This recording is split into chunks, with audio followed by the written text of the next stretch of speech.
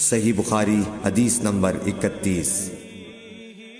ابو ذر ایک جوڑا پہنے ہوئے تھے اور ان کا غلام بھی جوڑا پہنے ہوئے تھا۔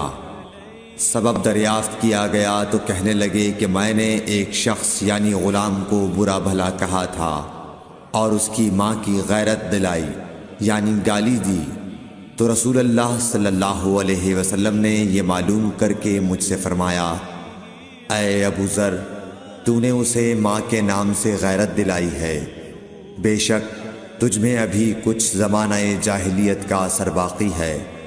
یاد رکھو ماتحت لوگ تمہارے بھائی ہیں، اللہ نے اپنی کسی مصلحت کی بنا پر انہیں تمہارے قبضے میں دے رکھا ہے، تو جس کے ماتحت اس کا کوئی بھائی ہو تو اس کو بھی وہی کھلائے جو آپ کھاتا ہے، اور وہ کپڑا اسے پہنائے جو آپ پہنتا ہے، اور ان کو اتنے کام کی تکلیف نہ دو کہ ان کے لیے مشکل ہو جائے، اور اگر کوئی سخت کام ڈالو تو تم خود بھی ان کی مدد کرو۔ صحیح بخاری حدیث نمبر 32۔ جب سورہ انعام کی یہ آیت اتری، جو لوگ ایمان لائے اور انہوں نے اپنے ایمان میں گناہوں کی آمیزش نہیں کی، تو آپ صلی اللہ علیہ وسلم کے اصحاب نے کہا، یا رسول اللہ، یہ تو بہت ہی مشکل ہے، ہم میں کون ایسا ہے جس نے گناہ نہیں کیا؟ تب اللہ پاک نے سورہ لقمان کی یہ آیت اتاری کہ بے شک شرک بڑا ظلم ہے۔ صحیح بخاری حدیث نمبر 33۔ رسول اللہ صلی اللہ علیہ وآلہ وسلم نے فرمایا، منافق کی علامتیں 3 ہیں، جب بات کرے جھوٹ بولے، جب وعدہ کرے اس کے خلاف کرے، اور جب اس کو امین بنایا جائے تو خیانت کرے۔ صحیح بخاری حدیث نمبر 34۔ رسول اللہ صلی اللہ علیہ وسلم نے فرمایا کہ 4 عادتیں جس کسی میں ہوں تو وہ خالص منافق ہے، اور جس کسی میں ان 4 میں سے ایک عادت ہو تو وہ بھی نفاق ہی ہے جب تک اسے نہ چھوڑ دے۔ وہ یہ ہیں، جب اسے امین بنایا جائے تو امانت میں خیانت کرے، اور بات کرتے وقت جھوٹ بولے، اور جب کسی سے عہد کرے تو اسے پورا نہ کرے، اور جب کسی سے لڑے تو گالیوں پر اتر آئے۔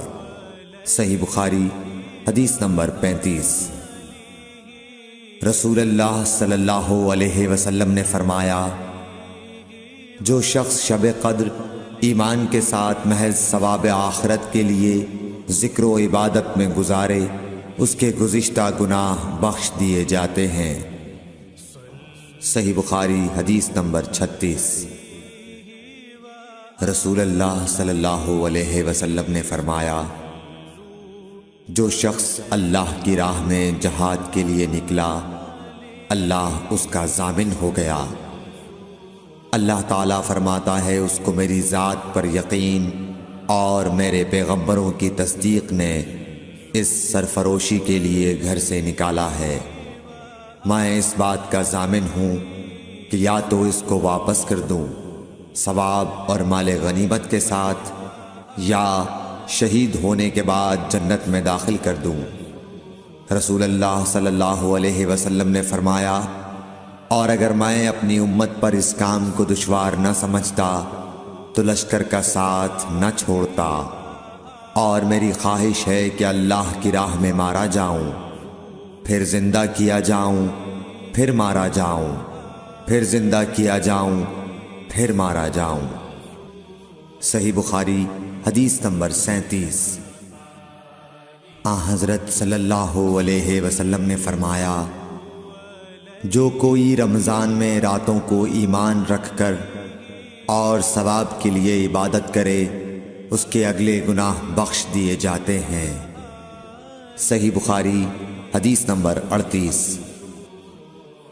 حضرت صلی اللہ علیہ وسلم نے فرمایا، جس نے رمضان کے روزے ایمان اور خالص نیت کے ساتھ رکھے، اس کے پچھلے گناہ بخش دیے گئے۔ صحیح بخاری حدیث نمبر 39۔ حضرت صلی اللہ علیہ وسلم نے فرمایا، بے شک دین آسان ہے، اور جو شخص دین میں سختی اختیار کرے گا تو دین اس پر غالب آ جائے گا اور اس کی سختی نہ چل سکے گی۔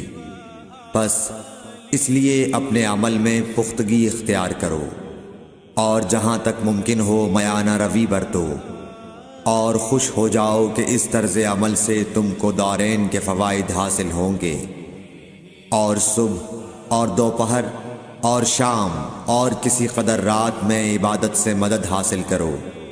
نماز 5 وقتہ بھی مراد ہو سکتی ہے کہ پابندی سے ادا کرو۔ صحیح بخاری حدیث نمبر 40۔